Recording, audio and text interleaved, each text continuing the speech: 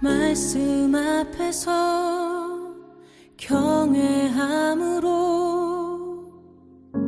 주께 홀로 섭니다. 생명의 말씀 읽고 순종해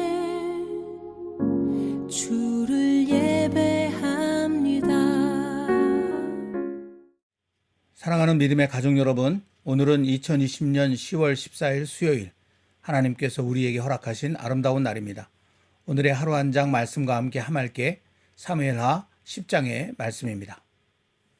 다 같이 사도신경으로 우리들의 믿음을 하나님 앞에 고백하겠습니다.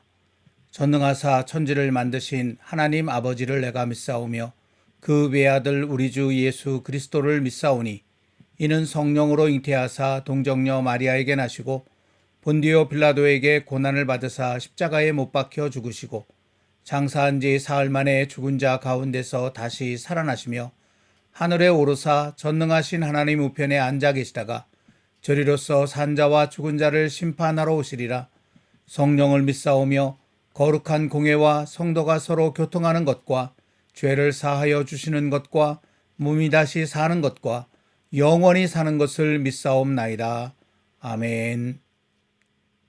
오늘의 말씀 사무엘하 10장 1절부터 19절까지 말씀을 오늘도 한 절씩 번갈아 가면서 읽겠습니다. 그 후에 암몬 자손의 왕이 죽고 그의 아들 한운이 대신하여 왕이 되니 다윗이 이르되 내가 나하스의 아들 한운에게 은총을 베풀되 그의 아버지가 내게 은총을 베푼 것 같이 하리라 하고 다윗이 그의 신하들을 보내 그의 아버지를 조상하라 하니라. 다윗의 신하들이 암몬 자손의 땅에 이르매 암몬 자손의 관리들이 그들의 주 한운에게 말하되 왕은 다윗이 조객을 당신에게 보낸 것이 왕의 아버지를 공경함인 줄로 여기시나이까.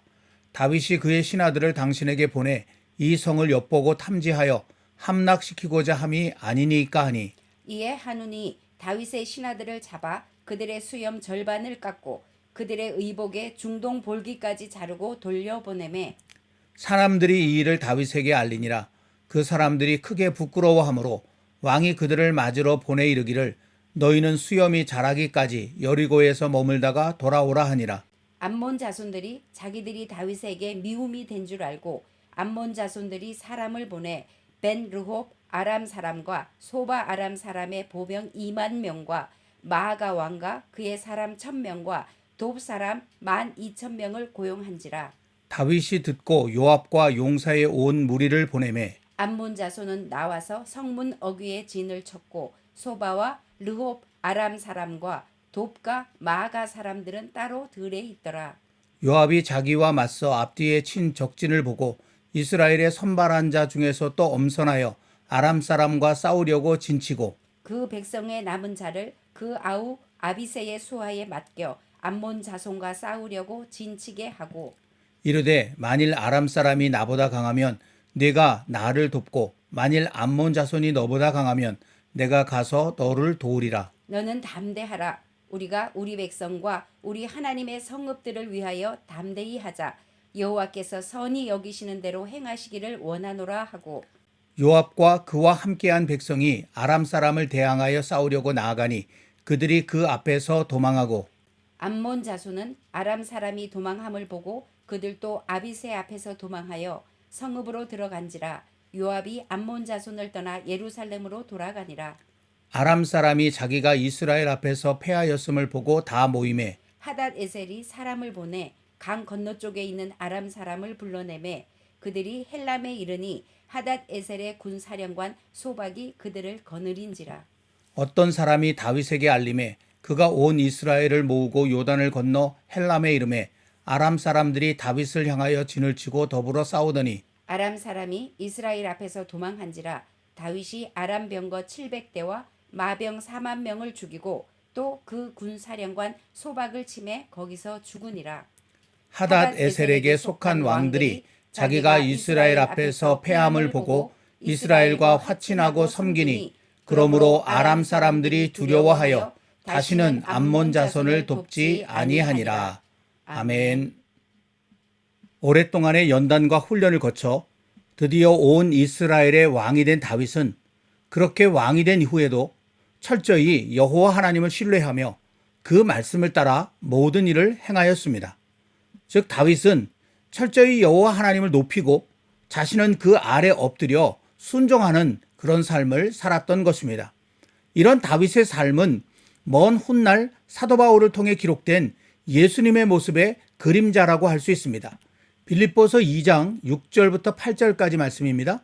그는 근본 하나님의 본체시나 하나님과 동등됨을 취할 것으로 여기지 아니하시고 오히려 자기를 비워 종의 형체를 가지사 사람들과 같이 되셨고 사람의 모양으로 나타나사 자기를 낮추시고 죽기까지 복종하셨으니 곧 십자가에 죽으심이라. 아멘. 여러분, 이 말씀에 나타난 것처럼 예수님은 얼마든지 영광을 받으실 수 있는 그런 분이셨습니다. 그러나 자신을 낮추시고 여호와 하나님의 말씀에 철저히 순종하여 급기야 십자가에 죽으시기까지 하셨습니다. 다윗도 이제는 온 이스라엘의 왕이 되었으므로 얼마든지 그 권세를 누릴 수 있었습니다. 하지만 다윗은 늘 자신을 낮추고 여호와를 경외하면서 그 말씀에 철저히 순종하는 삶을 살았습니다. 이렇게 다윗의 모습 속에 예수님의 모습이 그림자로 비추어져 있는 것을 우리는 발견하게 된다는 것이죠. 이처럼 철저히 여호와 하나님을 높이며 살아가는 사람은 결국 여호와 하나님에 의해 높임을 받게 됩니다. 우리는 이것을 예수님의 삶을 통해 분명히 확인할 수 있습니다. 이어지는 빌립보서 2장 9절부터 11절까지 말씀입니다.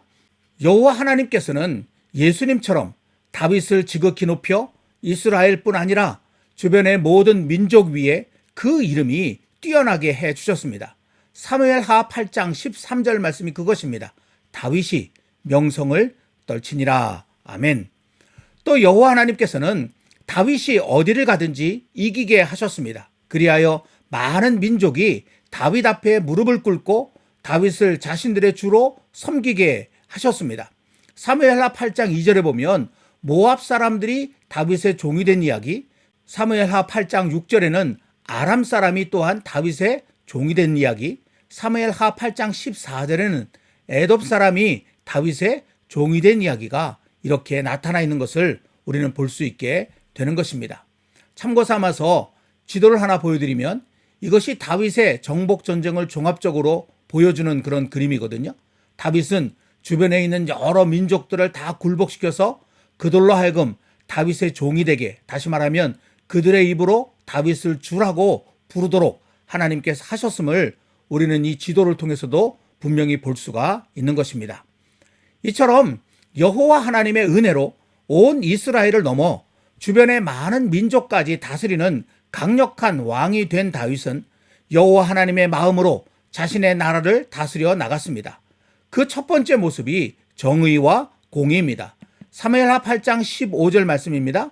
다윗이 온 이스라엘을 다스려 다윗이 모든 백성에게 정의와 공의를 행할세. 아멘.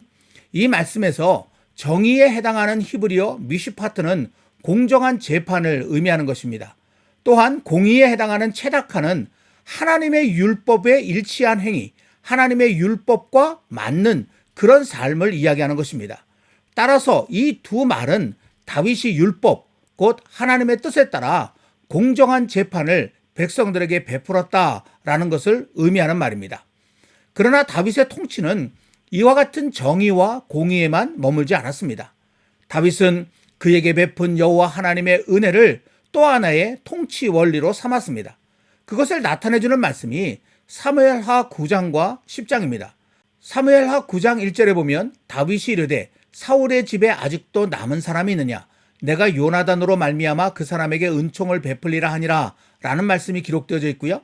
사무엘하 10장 1절 2절에는 그 후에 암몬 자손의 왕이 죽고 그의 아들 하논이 대신하여 왕이 되니 다윗이 이르되 내가 나하스의 아들 하논에게 은총을 베풀되 라는 말씀이 기록되어져 있습니다. 여러분이 보고 들으신 것처럼 사무엘하 9장과 10장은 모두 다윗이 은총, 곧 은혜를 베풀었다는 말씀으로 시작하고 있습니다. 여기서 은총은 히브리어 헤세드를 번역한 것인데 이는 도저히 용서받을 수도 없고 사랑받을 수도 없는 사람에게 베푸는 용서와 사랑을 나타내는 것으로 성경에서는 죄인인 우리를 용서하시고 사랑하신 여호와 하나님의 은혜를 일컫는 말로 사용하고 있습니다. 즉 다윗은 자기 같은 죄인을 용서하시고 사랑하셔서 이렇게 높은 자리에까지 인도하신 여호와 하나님의 은총을 생각하면서 자신도 그런 은총을 베풀기를 원했다라는 것이죠. 이는 다윗이 은총을 베풀려고 한 그 대상을 통해 확실히 알 수가 있습니다. 먼저 9장에서는 다윗이 사울의 집에 은총을 베풀려고 하였습니다.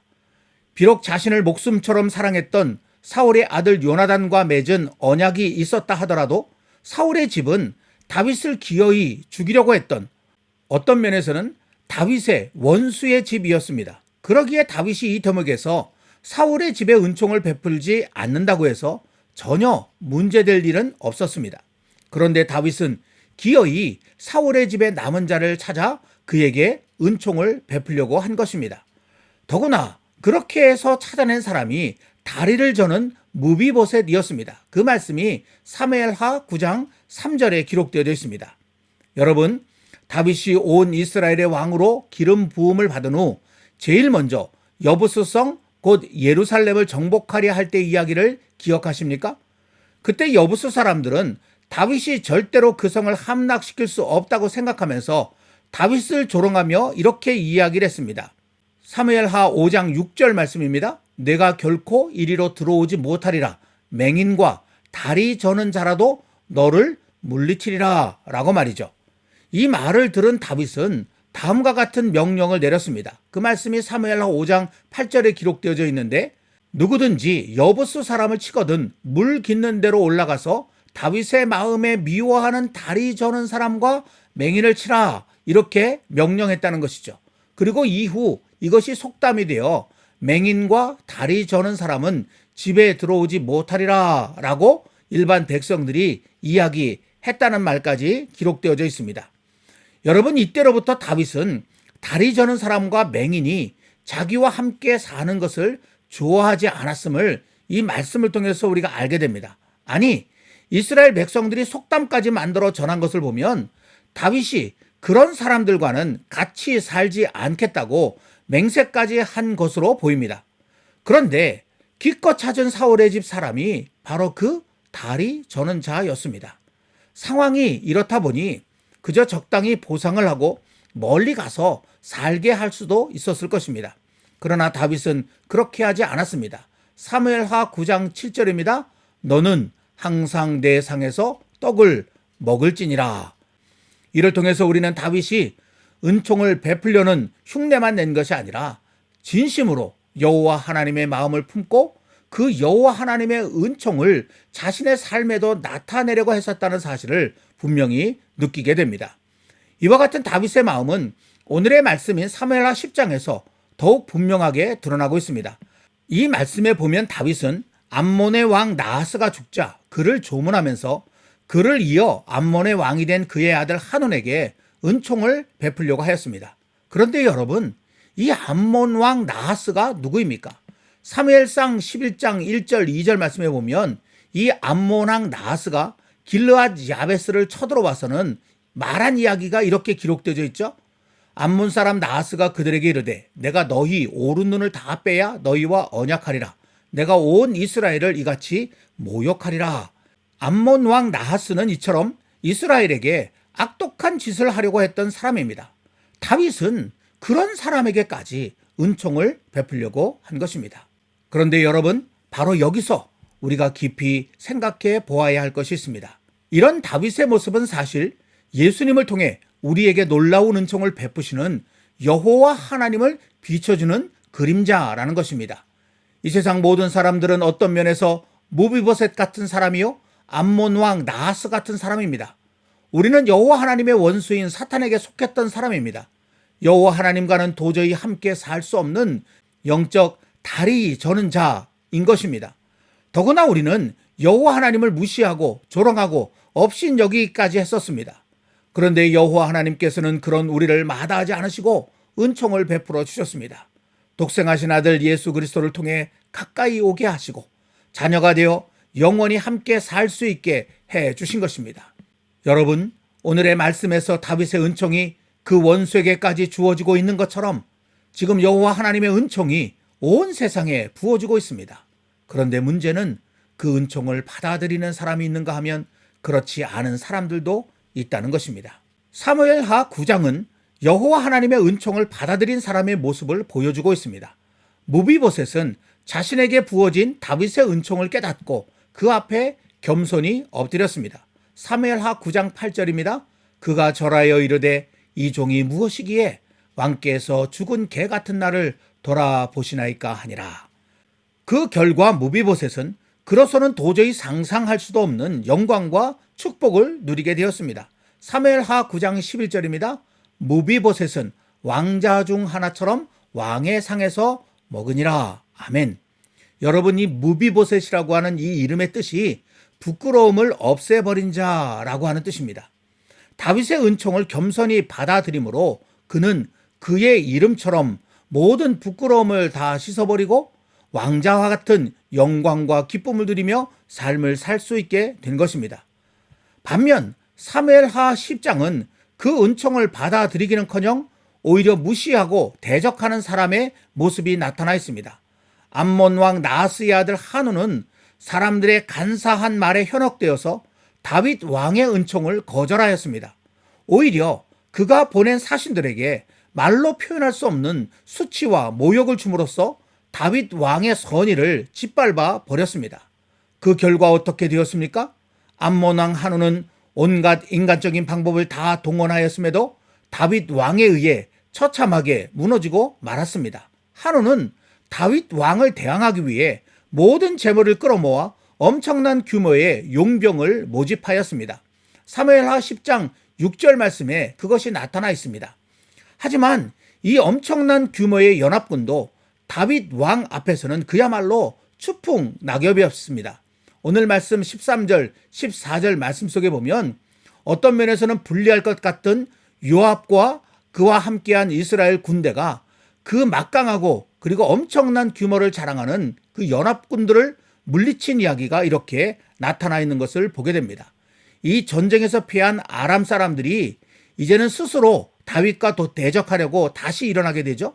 그런데 그때도 다윗은 그 아람 연합군을 처절하게 무찔러 버립니다. 그 이야기가 오늘 말씀 마지막 부분인 18절과 19절에 기록되어 있고 이 일로 인해서 다시는 아람 사람들이 암몬 자손을 돕지 않았다라고 결론을 맺고 있는 것을 우리는 분명히 보게 되는 것입니다.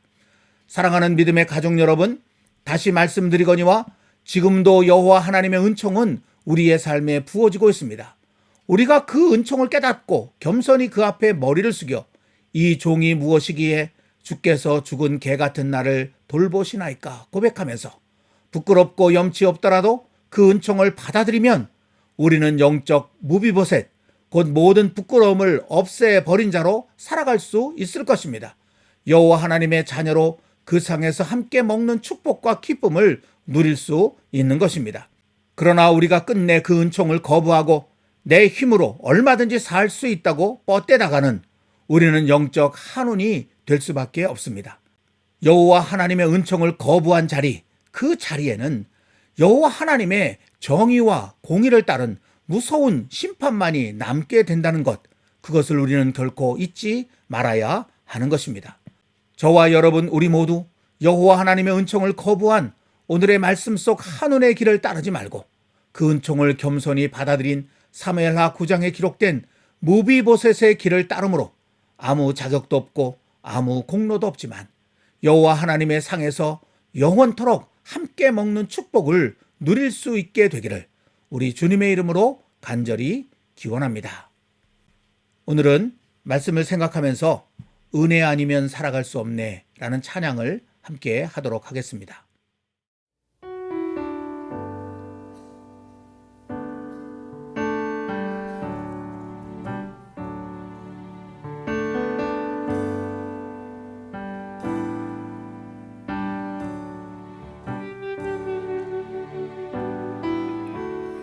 은혜 아니면 살아갈 수가 없네. 호흡마저도 다 주의 것이니 세상 평안과 위로 내게 없어도 오직 예수뿐이네. 은혜 아니면 은혜 아니면 살아갈 수가 없네. 호흡마저도 다 주의 것이니 세상 평안과 위로 내게 없어도 예수 오직 예수뿐이네.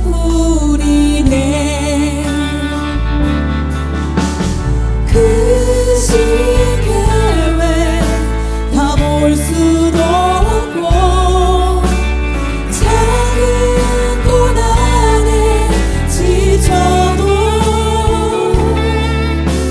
주께 묻기 나의 모든 삶 버티고 견디게 하시네. 은혜 아니면 살아갈 수가 없네. 나의 모든 것 나의 모든 것 다 주께 맡기니 참된 평안과 위로 내게 주신 주 예수 오직 예수뿐이네.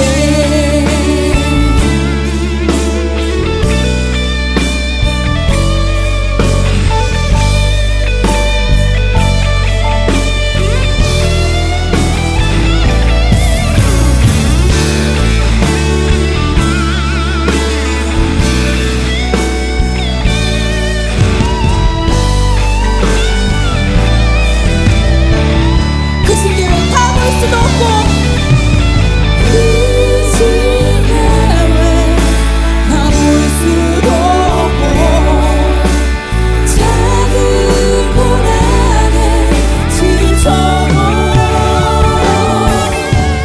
주께 묻기 나의 모든 삶 버티고 견디게 하시네. 그 시계에 다 볼 수도 없고 작은 고난에 지쳐도 주께